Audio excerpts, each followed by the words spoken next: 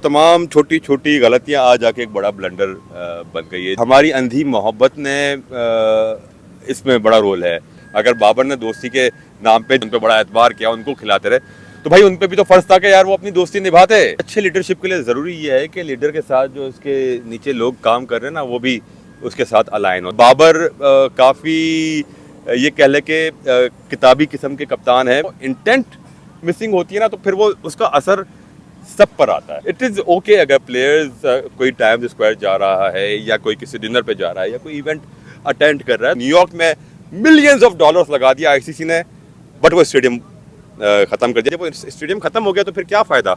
अस्सलाम वालेकुम। Times of Karachi के प्लेटफॉर्म से मैं हूं ज़ीशान अहमद और मेरे साथ senior sports journalist Faizan Lakhani मौजूद हैं। पाकिस्तान की वर्ल्ड कप की जितनी भी अमेरिका में कैंपेन रही 2024 के वर्ल्ड कप में फ़ैज़ान भाई ने तमाम मैचेस कवर किए। अब मैंने चाहा कि पाकिस्तान की कैंपेन ख़त्म हो गई है तो इनसे मैं बात करूं, इनसे जानूं कि इनका एक्सपीरियंस कैसा रहा, पाकिस्तान टीम के अंदर ये क्या चीज़ें देखते हैं। तो फैज़ान भाई, हिस्ट्री पे बात की जा रही है, इमाद ने भी एक्सेप्ट किया, लोएस्ट पाकिस्तान ने पॉइंट है ये पाकिस्तान की क्रिकेट का एज़ कम्पेयर। अगर हम देखें पास्ट का, देखें अगर हम रीसेंट पास्ट में देखें तो एटलीस्ट पाकिस्तान की टीम वर्ल्ड कप में फाइनल तक जा रही थी। यूएसए से हारना, इंडिया से हारना, कनाडा से फंस के खेलना, आयरलैंड से बड़ी मुश्किल से जीतना, क्या ऐसी नज़र लगी पाकिस्तान क्रिकेट टीम को कि हमारे जो इतने बड़े बड़े प्लेयर्स जिनको कुछ को हमने कम बैक करवाया, कुछ हमारे पास वैसे इतने बड़े नाम थे, सारी चीज़ें थी, रैंकिंग के ऊपर बड़े इनके जो है वो नंबर 1 नंबर 2, बॉलिंग के अंदर इसी तरह, बट ग्राउंड परफॉर्मेंस ऐसी है कि पाकिस्तान टीम जितने फैंस मायूस हैं, जर्नलिस्ट हैं, बाकी जो पाकिस्तान का होम क्राउड है बैक होम पे बहुत मायूसी है। क्या आप इसको सम अप करेंगे? यार ज़ीशान, मेरा ख्याल है कि कहीं कहीं हमारी अंधी मोहब्बत ने इसमें बड़ा रोल है।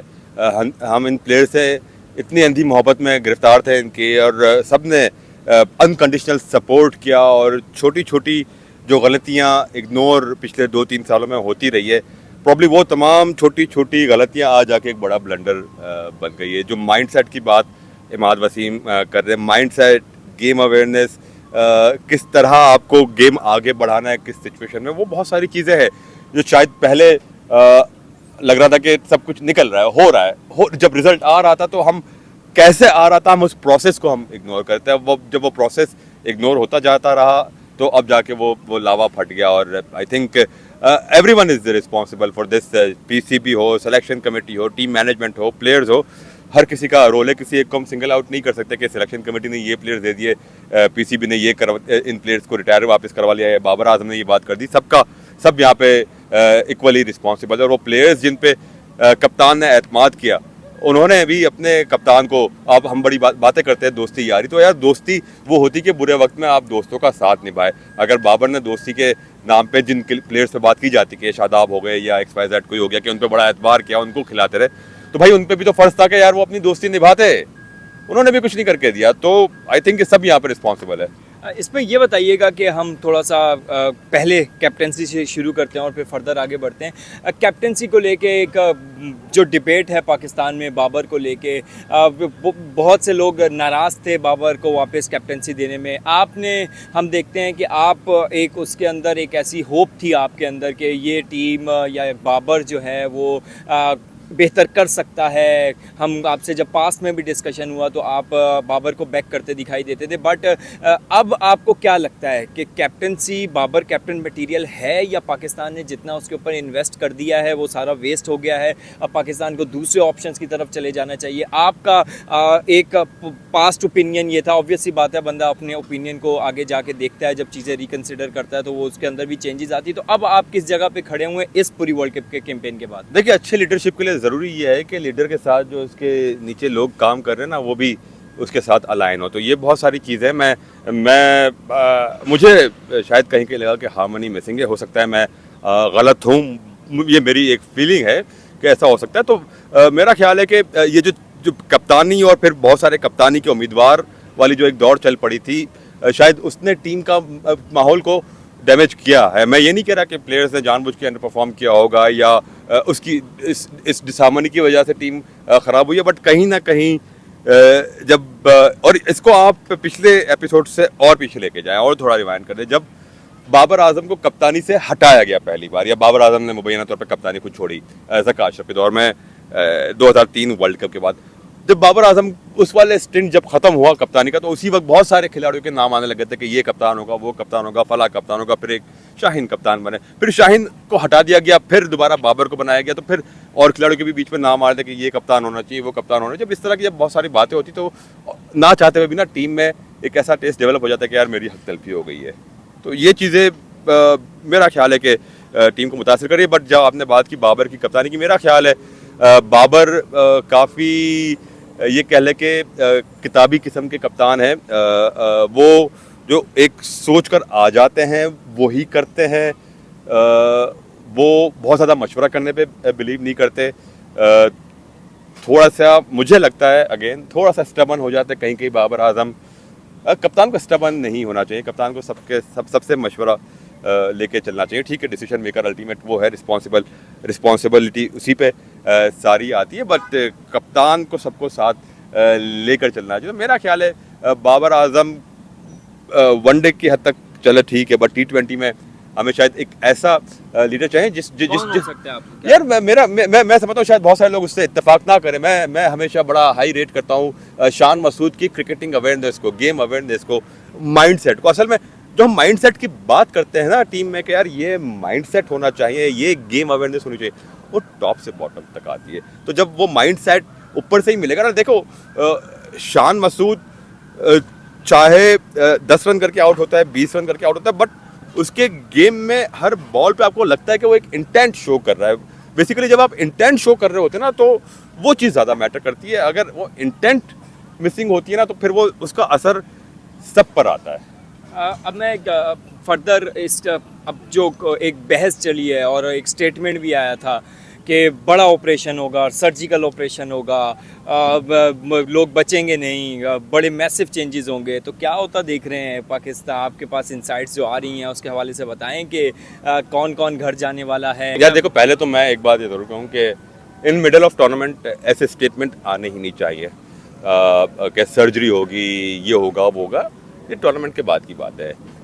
ज़का अशरफ के दौर में भी ऐसा ही हुआ था कि उन्होंने मिड टूर्नामेंट प्रेस लिस्ट जारी हो गया था, वो भी गलत नहीं होना चाहिए था। आप देखो, जब एक अगर आपने वहाँ बात कर दी सर्जरी हो जाएगी, बड़ा ऑपरेशन हो जाएगा, और इधर सब कुछ पलटा हो गया था, आयरलैंड और यूएसए वाला मैच भी हो जाता, वो बारिश नहीं होती, आज का रिजल्ट भी हमारे हक में आ जाता और हम सुपर 8 चले जाते और वहाँ हम सब कुछ ऊपर नीचे कर देते, तो फिर सवाल होता ना कि यार ये सर्जरी वाला स्टेटमेंट क्यों दिया था भाई? आप मिड टूर्नामेंट इस तरह के स्टेटमेंट। अच्छा, मैं एक और चीज़ पूछना चाहूँगा, क्योंकि आपने तमाम सिटी ही ट्रैवल किया है जहाँ जहाँ टीम मौजूद थी। टीम की एक्टिविटीज़ आपने इससे पहले बहुत सारे आईसीसी वर्ल्ड कप भी कवर किए हैं। टीम प्लेयर्स की जो एक्टिविटीज़ थी, क्या आपको लगता है कि ड्यूरिंग टूर्नामेंट बहुत ज़्यादा एक्सपोज थे प्लेयर, बहुत ज़्यादा उनकी पब्लिक एक्टिविटीज़ ज़्यादा थी एज़ कम्पेयर टू पास्ट के जो इवेंट्स हुए? मैंने कुछ लोगों से बात की, उन्होंने कहा पास्ट में इतना ज़्यादा नहीं होता था, कर्फ्यू टाइमिंग्स होते थे, चीज़ें जो हैं वो हमने देखा कि यहाँ पे कुछ इवेंट्स में गए बहुत ज़्यादा जहाँ पे गेस्ट अपेयरेंसेस हुई। आपको लगता है कि समहाउ ये भी चीज़ें, जब आपका एक गेम फोकस भी बहुत ज़्यादा ज़रूरी होता है, at least before match day 1 match, और आपके एक मतलब इस तरह का तो एटलीस्ट होना चाहिए था, क्योंकि कॉम से आपकी एक्सपेक्टेशंस हैं। दूसरी तरफ आप अगर इतना ही उस कैजुअल दिखाई देंगे तो एक बड़ा ही नेगेटिव मैसेज गया इस during world cup. Zeeshan players भी इंसान है। मेरी इसमें सोच बड़ी मुख्तलिफ है। प्लेयर्स को अपनी ज़िंदगी जीने का हक होना चाहिए, उनको फैंस से इंटरेक्ट करने का भी हक होना चाहिए, उनको जहाँ चाहे खाना खाने का हक होना चाहिए। प्लेयर्स हमें आंसरेबल है सुबह 10:30 से लेकर 2:30 बजे तक इस ग्राउंड की परफॉर्मेंस की। उसके अलावा उनकी प्राइवेट लाइफ में वो क्या कर रहे हैं, कहाँ खा रहे हैं, क्या किस तरह अपना प्राइवेट टाइम स्पेंड कर रहे हैं। और दूसरी बात जो आपने इवेंट्स की तरफ इशारा किया, यहाँ पे बहुत कम पाकिस्तान क्रिकेट टीम को एक साथ देखा जाने का मौका मिलता है, तो पाकिस्तानी कम्युनिटी के लिए यहाँ पे मुख्तलिफ इवेंट्स रखे। बट कुछ ऐसे फ्लायर्स आए थे जिन इवेंट्स का सिरे से कोई वजूद नहीं था, बट उसके फ्लायर्स आ गए और ऐसा कोई इवेंट हुआ नहीं। But I think it is okay अगर प्लेयर्स कोई टाइम्स स्क्वायर जा रहा है या कोई किसी डिनर पे जा रहा है या कोई इवेंट अटेंड कर रहा है, तो ये चीज़ नॉर्मल है। प्लेयर्स देखो ज़िशान, मैं यहाँ बात करूँ, मैं कल मैं रात गए तक अपने तमाम कुलीग के साथ हम मियामी बीच पर हम सैर कर रहे थे, आप भी और दीगर दोस्त भी। मैच से सुबह मैच में रिपोर्टिंग 8 बजे से हमें करनी होती है, हम रात 12-1 बजे तक हम अपना टाइम एंजॉय कर रहे होते हैं। तो क्या हमारी परफॉर्मेंस उससे खराब होती है? हम भी प्रोफेशनल हैं अपने काम में।